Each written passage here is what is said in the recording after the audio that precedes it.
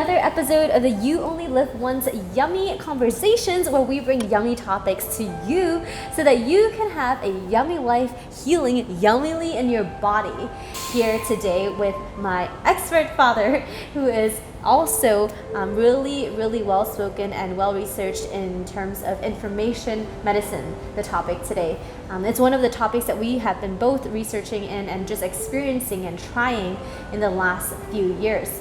And so today what I wanted to do is to share a little bit more about why we are so excited about this topic and how this is different from traditional medicine and how we've seen changes and effects of this on the people that we've worked with. Good. Welcome to an amazing field. Firstly, when we talk about the information medicine, we have to understand what's the difference between material, information, and between energy, information. So firstly, about the material. The traditional medicine, for example, just take a very simple one, tea. In the tea itself, you will expect that they have a kind of tea inside that will give you some kind of circulation of your blood, antioxidant that will keep you, anti-aging, etc. These are the material, and you can really analyze that which chemicals will have certain effect on what kind of a chemical reaction of your body. That's so-called material healing or material medicine. And this comes in the form of natural things, but as well as pharmaceuticals. Right. So typically when we go to a doctor and we get prescribed medicine for our colds or our bacterial infection, they give us medicine that affects us on a material level from a chemical perspective.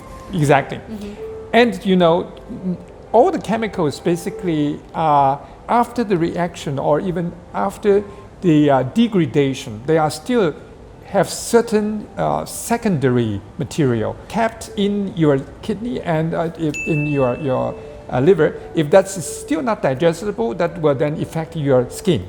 So basically, there are side effect of all the chemicals. Either it's natural or it is a synthetic.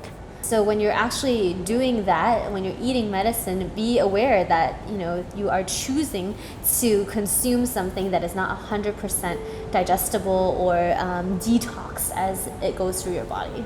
So how to deal with all these side effects, and still we can get the effect from the medicine, but avoid all the side effects. That is so-called information medicine. When you try now, just using the example which I use, tea, and dilute the tea 100 times. So each time double. You can imagine after 100 times, it looks like just exactly as a pure water.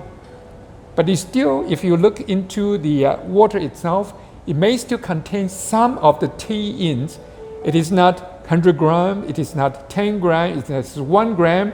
It is only a couple of molecules in there.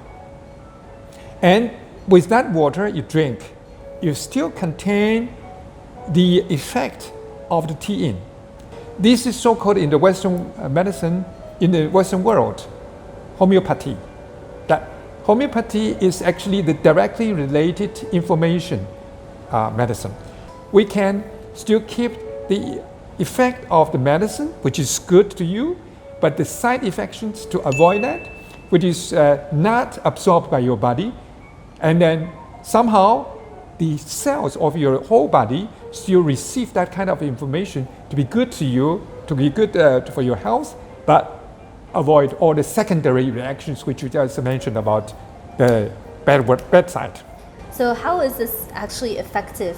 Can we actually feel it? Like, is it too little, or why is it that such a small amount can have such a big healing effect? If we use the current, microcurrent, which in other series we mentioned about this current. Watch that video before. We'll put the link below. Right. If you are interested in the microcurrent, but we're talking about quantum processing. If it is a current, that's energy. From energy to information again, there is also the same process which I just mentioned. Now I'm not diluting the material, I'm actually reducing the energy form. So the strength It is not even microcurrent. It's much less than a microcurrent, lower and lower. So when the microcurrent is affecting your cells like a stimulation effect, the information field is actually, or the information healing or information medicine is actually telling your cell to recover or to become himself. So the original capability to go back to its own duty. And that is actually the real mechanism in the information field. How is it that you're able to communicate that with that cell? Right. So actually, the cell is always there, and they are still functioning as they want to do. The only problem is that you are not communicating with them.